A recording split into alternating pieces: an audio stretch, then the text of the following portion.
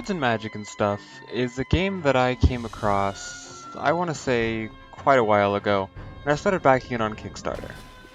Now, this game would come to surprise me in everything that one creator was able to create, and then after a while, multiple creators were able to create. And getting into the game is pretty simple. I would definitely say that it's definitely built for childish graphics, which is perfectly fine. And I would definitely say that the game could be built for children. Now at the start, you will create a character, choose from a few basic things, but that's about it.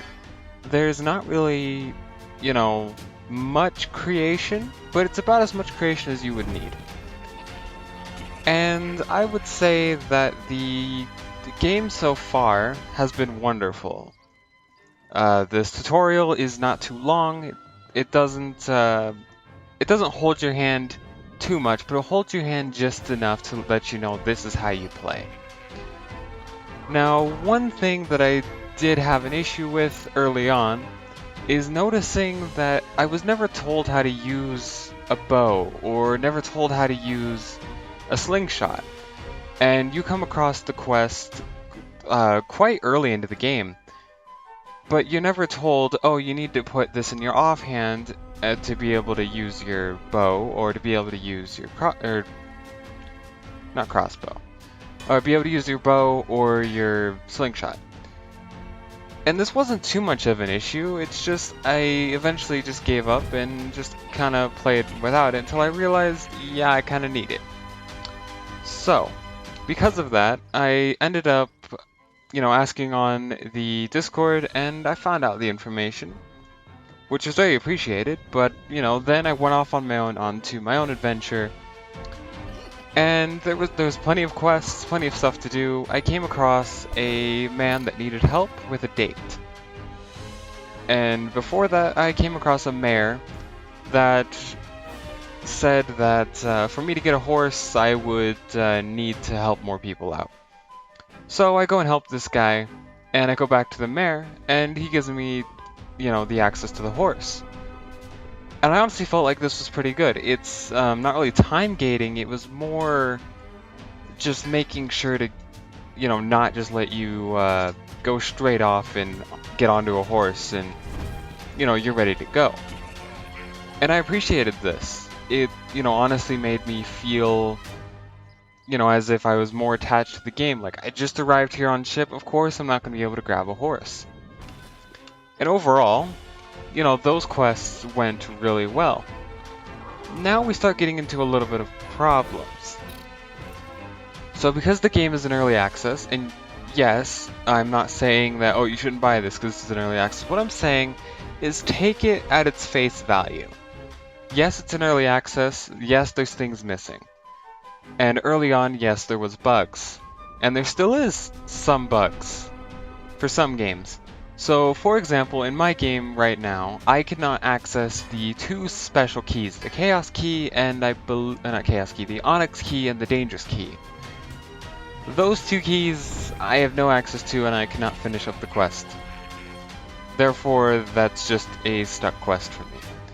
And that's fine, although I would have loved to actually finish them. But it's fine. I didn't, and that's just something that you have to understand when dealing with an early access game. However, with that in mind, I would have hoped that this bug wouldn't have been in the game in the first place, when, there needs to be some testing involved at least. But regardless, the game is still wonderful. It was still wonderful to play. It felt really nice. All of the really low poly graphics really fit the game really well, and it felt beautiful in its own way. The combat. Now, the combat is something. It's more trading hits back and forth with your enemy, or sometimes you'll be able to block all of your attacks completely and end up, let's just say, not taking any damage and absolutely demolishing whatever you're fighting with your staff. And the staff I felt was a little overpowered, and it still kinda is. The fact that I can roll around, shoot something, and then roll again without getting hit is a bit much, and I also noticed some of the enemies were a bit too strong early on. I didn't feel like I was ready even for the crabs, and that's even with the secret ore that you find on the ship. And this is not good. I can definitely tell the game needs a lot of balancing. Balancing is very important in an RPG. If it has terrible balancing, people might not like your RPG. This game was balanced enough to make the game not feel too unfair, but still have unfair elements. And now I would say that that's a good thing in general, but yes, there's still balancing that needs to be done. But luckily, it's an early access. It wasn't fully released. It's an early access. We still have plenty of time to see more changes come through. Now, one other thing that I didn't find to be, very good about the system, with the questing system, is you're not exactly told about anything about, for example, the amulet. So the amulet can go to two different places. It can either go to the lady that's under the bridge, not under the bridge, under the pier, or it can go to a chest that'll give you the best sword in the game. And when I say the best sword in the game, I mean it. It can be upgraded with diamonds, which is kind of overpowered, and will just continue to make your weapon more and more powerful. It is the best sword in the game by far, or the best weapon in the game by far. And I kind of just felt like if I wouldn't have, used the amulet, I would have been cheated, because I never got to see what the other person was going to give me. Probably would have just been some gold. However, I don't know if having the best weapon in the game, so far anyway, is really the best option for that chest. I feel like it could have given you something like not as powerful. Like, I don't feel like I should be able to slay everything really easily. But overall, I believe that the game is definitely something that everyone should try no matter what.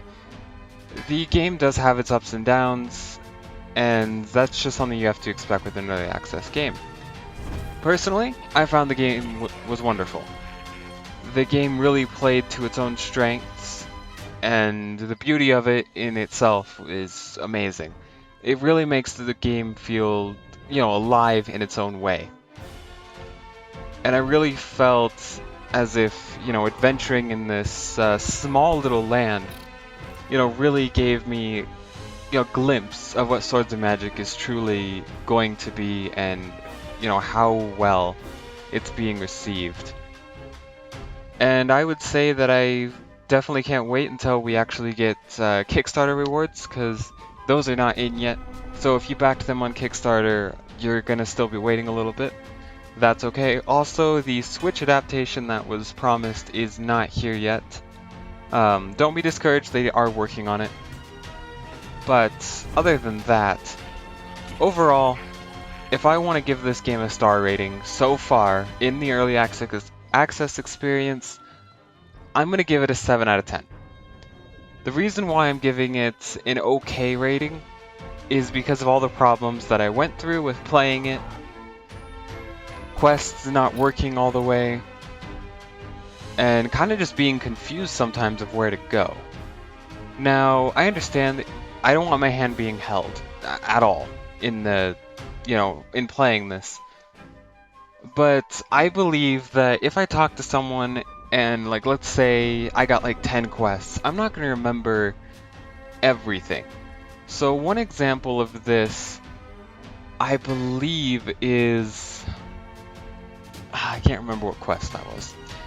Anyway, one example of the way this could have been done better is in World of Warcraft. When you talk to someone, it brings up the, you add the quest to your quest log, and if you go and check your quest log, it'll tell you go to this location. I'm not talking about the World of Warcraft now, I'm talking about World of Warcraft Vanilla, or as it's known now, Classic. In World of Warcraft Classic, what you do is, your hand isn't being held. It's more, if you don't know where to go, look at your quest log, it'll give you directions. And I feel like this could be, done better in Swords of Magic. Another thing that kind of was annoying is There are certain bugs that really just aren't good for the game. There was one bug I encountered: when you jump twice while there's something above you, you will end up falling through the world as if you're no longer swimming.